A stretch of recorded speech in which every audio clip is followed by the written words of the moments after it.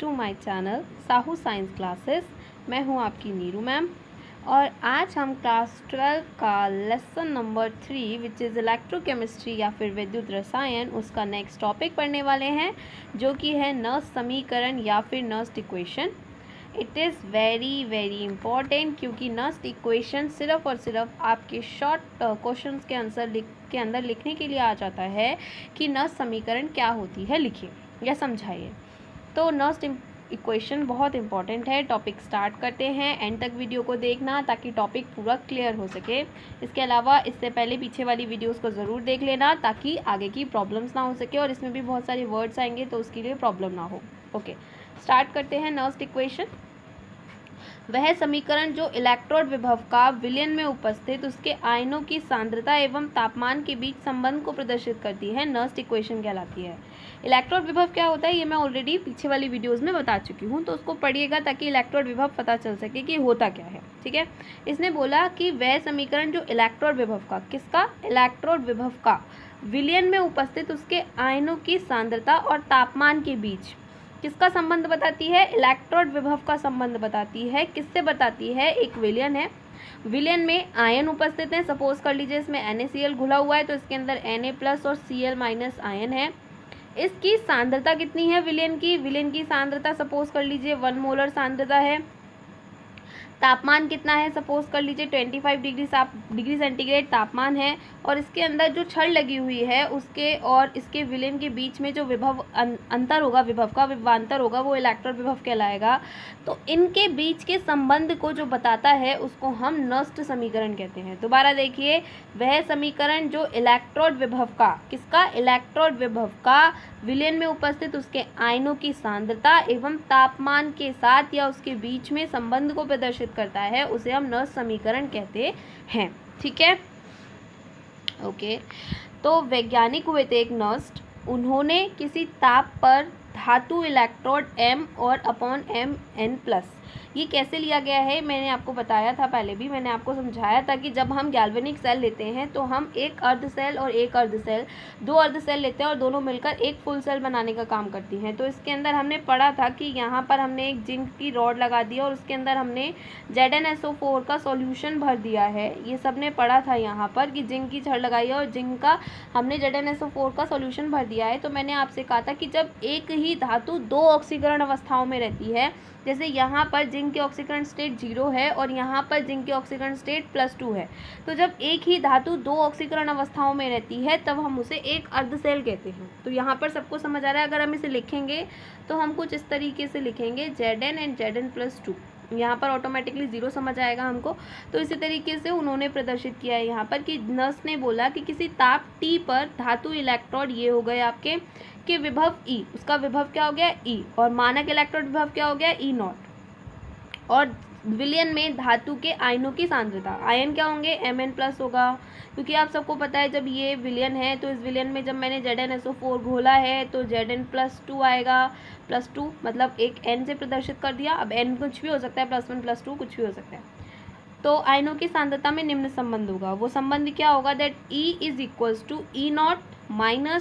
- 2.30 RT upon, okay. तो ये है आपका E0 - 2 पॉइंट, यहाँ पर पॉइंट है, ये 2.303 RT अपॉन NF log 10 और 1/m और आपका N+। ठीक है, तो ये है आपका, ये जो आपको दिखाई दे रहा है इसको हम नर्स्ट समीकरण बोलते हैं। ये समीकरण आपको याद होनी चाहिए। उसका रीज़न ये है कि एग्जाम में क्वेश्चन आता है 1 नंबर में कि नर्स्ट समीकरण लिखिए, तो तब आपको ये पूरी समीकरण लिखकर आनी है। इसके अलावा ऑब्जेक्टिव में भी ऑप्शंस दे सकते हैं और आपको बोल सकते हैं कि नर्स समीकरण पहचानिए या नर्स समीकरण कौन सी है, 4 ऑब्जेक्टिव देकर तब आपको नर्स समीकरण पहचाननी होगी। तो बेसिकली ये नर्स समीकरण बहुत बहुत इंपॉर्टेंट है, आपको बहुत अच्छे से नर्स समीकरण याद होनी चाहिए, नर्स इक्वेशन याद होनी चाहिए। इसे हम क्या कहते हैं, नर्स इक्वेशन। यहाँ पता कर लेते हैं कौन कौन क्या क्या है। तो यहाँ पर जो ये आपको R दिखाई दे रहा है ये एक गैस नियतांक है। ठीक है, T जो है वो परमताप है। F जो यहाँ पर आपको दिखाई दे रहा है ये फैराडे नियतांक है और इसकी वैल्यू पर्टिकुलर है, 1F = 96500 कूलाम प्रति मोल। ये n क्या है यहाँ पर, n प्लस ये यहाँ पर जितने भी इलेक्ट्रॉन यूज़ होंगे ये वो है यहाँ पर, ठीक है। जैसे Zn के ऊपर अगर +2 आएगा तो ये +2 जो है वो n की जगह पर लिखा जाएगा, ठीक है। और Mn प्लस क्या है, ये यहाँ पर सॉल्यूशन में धातु की सक्रियता है कि धातु कितनी सक्रिय है सॉल्यूशन के अंदर, वो लिखी जाएगी। जैसे ZnSO4 के सॉल्यूशन के अंदर Zn+2 ये लिखा जाएगा इस जगह पे, n की जगह पे 2 लिखा जाएगा और इसकी जगह पर लिखा जाएगा Zn+2, ठीक। तो इस तरीके से ये सारी चीज़ें यहाँ पर पुट करते हैं एंड देन उसके बाद समीकरण, इसको हम क्या कहते हैं, समीकरण, नष्ट समीकरण कहते हैं। ये मैंने समीकरण 1 यहाँ पे पॉइंट आउट कर दिया है। अब इसके बाद आगे बढ़ते हैं। इसके बाद इसने बोला कि समीकरण 1 में हमने r की वैल्यू रख दी, t की वैल्यू रख दी और f के मान रख दिए। क्यों रख दी, क्योंकि हमें ये पता है ये क्या था, r क्या था, गैस नियतांक था और गैस नियतांक की वैल्यू एक फिक्स है, ठीक है, एक कांस्टेंट वैल्यू है गैस नियतांक की जो कि आपकी ये है। टी की वैल्यू परम ताप है तो वो 298 केल्विन है। एफ की वैल्यू ऑलरेडी हमको दी रखी है। तो जब हमने इन सारी वैल्यूज़ को आपके समीकरण 1 के अंदर पुट कर दिया तो क्या निकल कर आया, तो जब हमने उसके अंदर पुट कर दिया तो यहाँ पर निकल कर आया E बराबर E0 minus 0.051/n log 1/n positive. इसको वैल्यूज़ को रखकर आप इसको सॉल्व करके देख सकते हैं, इसमें वैल्यूज़ को रखकर आप सॉल्व करके देख सकते हैं, आपको समझ आ जाएगा, ठीक है, कि आपने क्या किया है। इसमें ये यहाँ पर ये ऑलरेडी है, r की जगह पर इन्होंने r की वैल्यू रखी है, r की जगह पर इन्होंने क्या रख दिया है, r की जगह पर इन्होंने ये आपका 2.303 इंटू 10⁻, इन्होंने इसके बाद r की वैल्यू रख दी है विच इज़ 8.314। उसके बाद अपॉन में ले लिया हमने n, नहीं उसके बाद हमने मल्टीप्लाई में लिया है आपका परमताप में, यहाँ लिख दे रही हूँ, यहाँ पर इन्होंने 298 परमताप ले लिया है। उसके बाद नीचे आता है n, तो n की जगह पे इलेक्ट्रॉन प्रयुक्त हो रहे थे तो इलेक्ट्रॉन प्रयुक्त हो रहे हैं, सपोज कर लीजिए 2 ऑप्शन है अभी तो ये कि इलेक्ट्रॉन यहाँ पर अगर किसी में 2 यूज़ हो रहे हो, अभी फ़िलहाल हमारे पास 2 नहीं आ रहे हैं तो हम उसमें सिर्फ n लिख सकते हैं। और उसके बाद f की जगह पर f की वैल्यू रख दी है, f की जगह पर f की वैल्यू रख दी है 9650 और इसको सॉल्व कर दिया है। सॉल्व करने के बाद जो ये आंसर आया है वो कुछ इस तरीके का है। देखो यहाँ पर इसने n लिख रखा है क्योंकि n अभी हमको पता नहीं है, हम किसी इक्वेशन में पुट करेंगे तो हमको पता चल जाएगा। अगर Zn वाली के लिए होगा तो हम 2 रख देंगे, किसी और के लिए होगा तो वो वैल्यू रख जाएगी। तो इस तरीके से आपका ये समीकरण निकल कर आ गया है, ठीक है। अब ये समीकरण निकल कर आ गया, अब इससे होंगे न्यूमेरिकल्स। तो न्यूमेरिकल्स के लिए कुछ और समीकरण भी हमको पढ़ने हैं, वो भी हम देख लेते हैं। पहला है कि ई सेल के लिए ईएमएफ के लिए नस्ट इक्वेशन। ई सेल क्या था, सबको अच्छे से याद होगा, ई सेल था ईएमएफ, क्या था, ईएमएफ। तो ईएमएफ के लिए नस्ट इक्वेशन क्या है वो भी हम पढ़ लेते हैं। तो अब हमारी जो वैल्यू निकल कर आई है वो लास्ट ये निकल कर आई है, तो हम इसी से सारी चीज़ों को कंडक्ट करते हैं। तो इसने बोला कि ईएमएफ के लिए जो आपका नस्ट इक्वेशन निकलेगा वो क्या निकलेगा, वो ये निकलेगा that E naught cell minus, ये आपका ई नॉट तो ऑलरेडी चल रहा है ना, तो ई नॉट सेल माइनस आपकी ये वाली वैल्यू हो गई, ठीक है, अपॉन में एन हो गया, लॉग हो गया। यहाँ आएगा आपका आयनिक उत्पाद और अपॉन आयनिक अभिकर्मक, आयनिक उत्पाद और आयनिक अभिकर्मक। फॉर एन एग्जाम्पल रिएक्शन हुई थी Zn, ठीक है, उसके बाद में ZnSO4, ठीक है, गिव्स हुआ आपको यहाँ पर Cu, एक सेकेंड, रिएक्शन हुई है आपकी ZnSO4 plus Cu2 plus and gives किया आपको इसने CuSO4 प्लस Zn2 प्लस, ठीक है। तो उसने बोला आयनिक अभिकर्मक और आयनिक उत्पाद, तो आयनिक अभिकर्मक हुआ ये और आयनिक उत्पाद हुआ ये। क्लियर हो गया होगा सबको। तो यहाँ पर आपको आयनिक उत्पाद लिखना है ऊपर और नीचे लिखना है आयनिक अभिकर्मक, ठीक।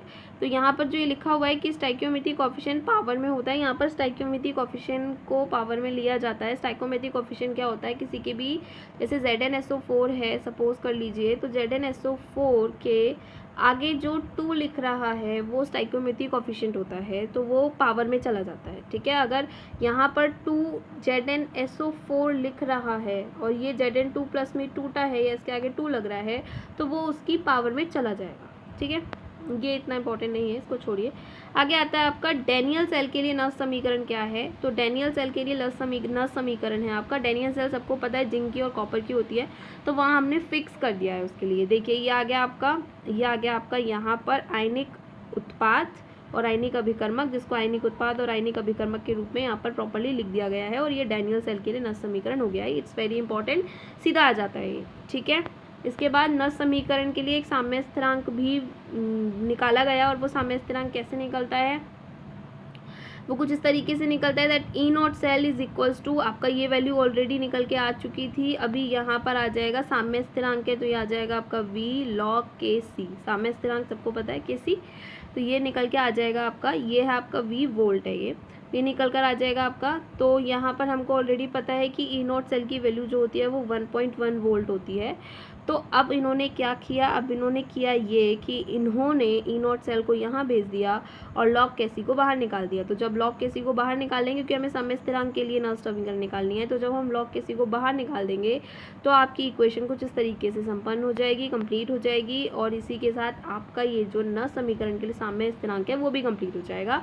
तो आज का ये जो आपका टॉपिक है नर्स इक्वेशन वो कंप्लीट होता है। नर्स इक्वेशन की ये नर्स इक्वेशन है आपकी विच इज़ इंपॉर्टेंट। ये नर्स इक्वेशन के कुछ फॉर्मूले हैं जो कि न्यूमेरिकल में इंपॉर्टेंट हैं, थ्योरी वाइज इनका कोई वैल्यू नहीं है, बट न्यूमेरिकल वाइज ही आ जाते हैं। तो आपको पता होने चाहिए कि न्यूमेरिकल वाइज हमें क्या पुट करना है, जिसमें कि स्पेशली आपको ये पता होना चाहिए, क्योंकि डैनियल सेल के लिए नर्स समीकरण आ जाता है, ये आपको पता होना चाहिए। और नर्स इक्वेशन क्या होती है ये आपको पता होना चाहिए। बेसिकली आपको ये पूरा पेज अच्छे से पता होना चाहिए, इसलिए पता होना चाहिए क्योंकि ये आपके लिए लिखने के लिए आता है, तो आपको ये पूरा लिख कर आना है, ठीक है। नर्स जो समीकरण थी वो वैज्ञानिक नर्स ने दी थी, तो उन्हीं के नाम पर ये नर्स समीकरण बन गई है। ओके, आई होप सबको समझ आया होगा, नहीं समझ आया होगा तो प्लीज़ कमेंट सेक्शन में बताइएगा वीडियो कैसी लगी, और चैप्टर को पढ़ते रहिए, घर बैठिए, stay home safe home, and video को लाइक कीजिए, चैनल को सब्सक्राइब कीजिए, फ्रेंड के साथ शेयर कीजिए। Okay, good bye.